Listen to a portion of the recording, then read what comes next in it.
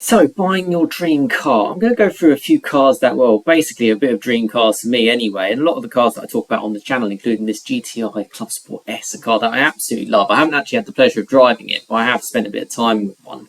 And yeah, I'm just going to give you a few of my tips, just basically from what I'm seeing today. And yeah, I hope basically these are just some of the tips that I can go through. Some of the cars that I've got an idea that I'm sort of looking at, including this very coolly spec'd Golf R.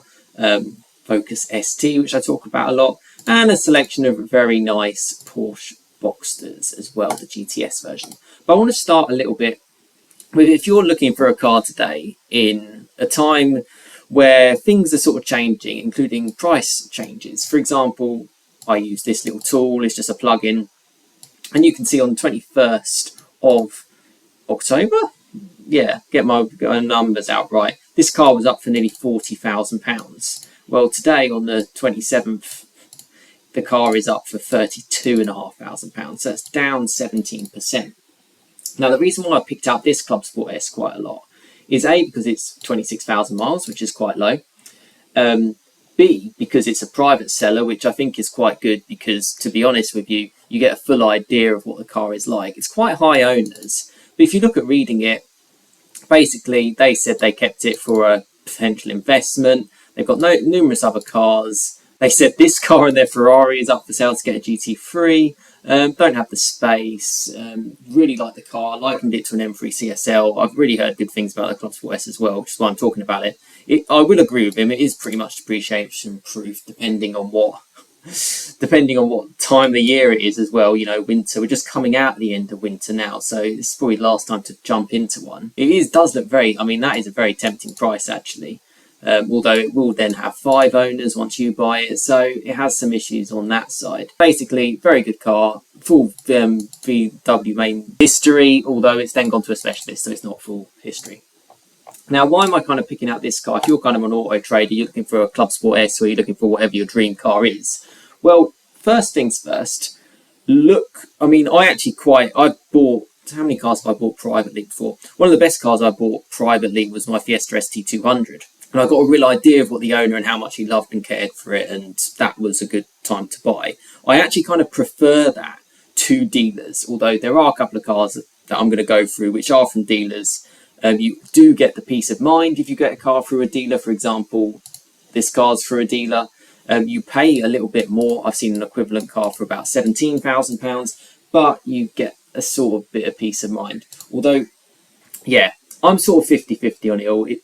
But the truth is, if you're looking at a car like this Clubsport S, which there's only 150 made in the UK, it's pretty rare, it's pretty bespoke. Look at the pictures. So straight away, this car, it's got a personalised plate. I'm not sure if that comes with it. I'm guessing this is this person's driveway. Very nice, very nicely presented. The car is clean. It doesn't look like it's just been washed. It is just how the owner keeps it. So that's a good sign. You look through the pictures, you can see he's got a trickle charger, and it's also in a nice garage as well, which is a good sign. That shows how well the car has been sort of kept for. And yeah, it looks pretty stunning, pretty immaculate to be fair. Again, pictures showing it in the garage is a good sign. You know, that's how the car's been looked after. I mean, I'll be honest with you, if you were after a Clubsport S, you can just see the end of his Porsche there as well. I'd be looking at this guy, you know, £32,500. I mean, I think that's an absolute steal, and the fact that it's just been changed as well. You know, it's March tomorrow, so it's like, you know, this is a good time to get into one, to then actually enjoy it on the B roads. And there's plenty of nice pictures of it again of the car, and you can see it's well cherished. And to be honest with you, one thing as well is you've got to see, you know, what the owner is like, and this owner looks, you know, does well for himself. You can kind of see from the cars. And yeah, just looks after it and is a genuine enthusiast, because that's who the people who buy this car. And yeah, I mean, this is a Clubsport S. I mean, yeah, I mean, I tell you what, it is tempting. It is really, really tempting. There's a dream kind of little car to kind of blast around in. And at £32,500, that's pretty good, 26,000 miles. The only downside I would say on something like this is the amount of miles the car has gone. But then again, you can see stuff there. You can see he's got it on trickle charge with the battery. It looks completely stock. He's got his nice new Defender behind there, or part of the family too, and plenty of really nice pictures as well. car looks good. So that's a good sign on sort of like this Clubsport S. And yeah, actually, as I record this, obviously the car is up for sale. So yeah, there you go. You can check it out and give the guy a call. Frankly, you know, I think it's worth sort of looking into, particularly at that price. And that is what's happened to it. And actually, you know what? Late last year, I would have said he'd probably be on for something around that sort of money. So yeah, that's a good car. I then wanted to talk about this Golf R. Now, I love a Golf R. I have a Golf R myself, and I was quite interested about this one. Again, it's from a private seller, and I'm not even going to show you the description. I'm just going to talk to you a little. Well, actually, I will kind of show you a little bit of it. It's basically it's up for £23,000. It's only recently just been reduced as well. It's pretty much fully loaded, and the description was quite interesting to me as well. 24,000 miles, and it says this Golf R fully specced out, a Krapovich exhaust. The car's not been modified. The new owner was an old gentleman, full VW service history from new. The fact that it says it was an old gentleman, potentially this person might have passed away, which is why this car is up for sale. I'm not too sure, because it is a one owner is what it's saying. So potentially this is being sold by the family. Again, I'm just making predictions. I have no idea. I'm sort of trying to hopefully explain my kind of process when I look at certain cars to buy, or certain cars that I'd be interested in, or certainly cars I'd recommend. Anyway, DCC, which is dynamic chassis control, 19-inch Pretorias, which is good, reverse camera, and then it says the Krapovich exhaust is available at extra cost, which is a little bit weird. It says standard exhaust will be installed for price advertised. 4 new PS4S tyres, not buckled, and yeah, private plate not included and all that stuff. It then says this car comes with Cadiz wheels. So I'm a bit confused, because he's obviously taken the Krapovich off to put a genuine normal OEM exhaust on. So which exhaust did this come with as standard, basically? The Krapovich exhaust system's worth like £3,000. So it's a big point to make. Frankly, I think that could get included in the deal for the £23,000, because if they want to go through all the labour of removing an exhaust and putting a stock exhaust on, that's a lot more hassle than just giving you the car straight up. But a few things I want to mention, and I do think this is a very good car. I think at the price of £23,000, a main dealer would certainly sell this for a lot more. One thing to note, the car has only just been washed, so it's like, okay, so you're washing it for the camera, basically, whereas the other car was sort of like, it just looked like that's how he always has it. Yeah, and a few of the pictures, again, there's nothing really to, be too disappointed about. Krapovich exhaust is kind of shown there. Hasn't got leather inside, so it's not like fully spec'd or anything. But I actually do quite like those seats. It looks stock, which is important as well for these cars, because they are known for being modified. It's got the Clubsport S discs, which is the exact same as what I've got on my Golf R. Now, this was part of the performance pack, but I don't think this car has the performance pack. I think they've just fitted discs separately. Along with the tyres, the wheels are in good condition as well. The big thing about this car is the Krapovich exhaust, which is on the back. So again, it's something to think about, and just to understand the sort of history of what the car would be like and how it would be used, and if it's kind of like a safe thing to go for.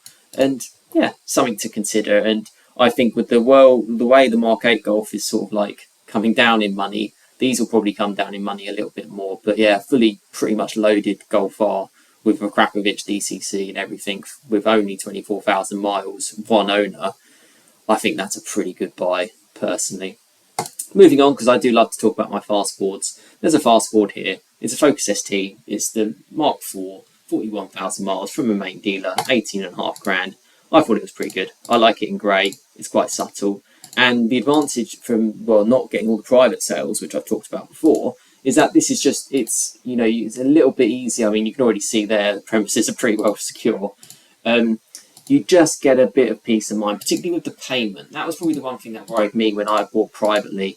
The car I bought, the Fiesta ST200, I paid 11.5 grand for, and I felt that was an okay to do privately, whereas opposed to my Focus Focus RS edition that I bought, I got that from a main dealer, because I paid £26,250 for that car.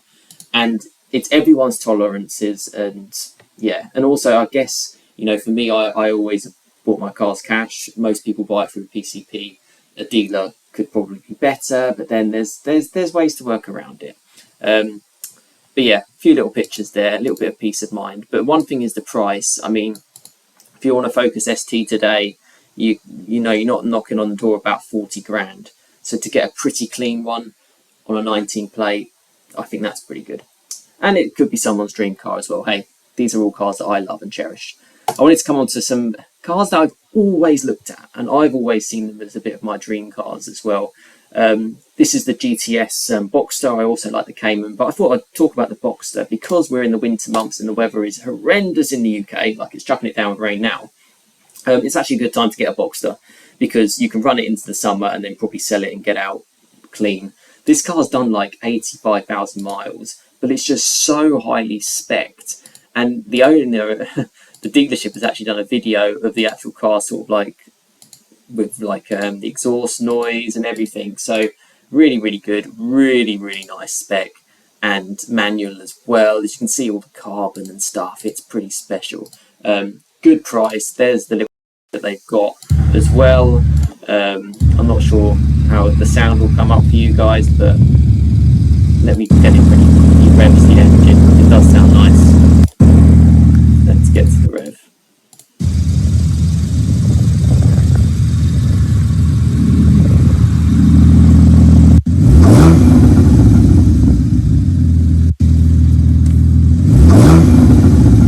Yeah, I think that sounds pretty good. 3.4 flat six pre-OPF. I love cars, and actually that's what I wanted to say about the Golf R. Before 2018, and the only way you can tell on Golf R's if they've got the 310 PS, you don't have OPFs, so they sound better. They don't have the particular filters in the exhaust. It's the same with my Golf R. To be honest, for me, I'm only really ever looking at cars before 2018. That's just for me because I like the noise. That's my kind of thinking. A lot of newer cars are a little bit bunged up, and you obviously get the hit of the depreciation. Downside of this car, it's 85,000 miles. That's a lot. But the good side is the price is very good, and it's a very good car. Next one up is, I mean, look at the price drop. I mean, flipping heck. £45,800, and it's now £38,500. I mean, 10 grand. That's, well, not 10 grand, sorry, £7,300 down. This has only done 35,000 miles, so it's hardly anything. Very nice car. It looks like it's sold from a BMW dealer, actually. Really nice car. You can't really beat these cars for just the do everything. Yeah, something that I was looking at, and you know, I appreciate these are some of my potential dream cars or something I'd look into, but I do hope this gives you some sort of insight. And this is a community channel, so you know, get involved in the comments. What do you look at when you're sort of scrolling around Auto Trader on a wet, cold day, seeing some good deals to get? The final one that I wanted to add is this one. Now, genuinely, I mean, this is an amazing car. £38,000, 66,000 miles, Boxster GTS. You might not think too much of it, but just read the description. And you've got one former keeper who was a doctor. It's got every option, including carbon ceramic brakes. Now, I know carbon ceramic brakes are like on their own about 5 grand from Porsche. Every single option going. One owner, and he's traded it in with this company for a 718 Boxster. And I think it's great. I think for the money as well, you can see it's got the Alcantara, it's got the carbon fibre, it's got the red carbon sports, well, it's got the sports chrono, and then it's got the dials in red as well. Yeah, I mean, what a special car. I think the Boxster suits the PDK more than the manual. Carbon ceramic brakes, I mean, that's a big ticket item. It's got some special sports chassis as well, and I know they came on different ones, and this has got one of the ones which lowers it by 20 mil.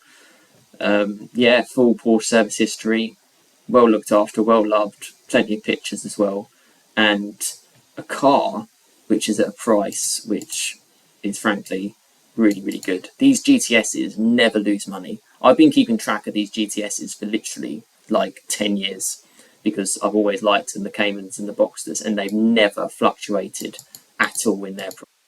You know, brand spanking new, they're like 55 grand, and you're still looking at them at high, nearly 40 grand's worth of car. I mean, 10 years, 10 grand or depreciation, 15 grand depreciation is nothing really. And this car's been driven. So yeah, I hope this little insight gives you, well, a little bit of insight. Let me know your thoughts in the comments. And yeah, I thought it would be quite a good way to just go through if you're looking at your dream car. And if it's something that you're actually genuinely looking to buy, just the things to keep an eye out on. If you're looking to buy it privately or if you're looking to buy a dealer, I like to know the owner. I like to know what they have done with the car.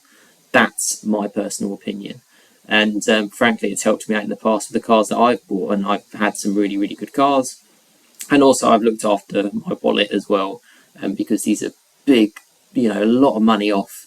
The market does seem to be falling, in my opinion. And in the summer, it'll probably go up a little bit again. So yeah, let me know your thoughts, and particularly, I guess, on this Clubsport S, I think that's probably the steal of the century right now, if you can sneak into that.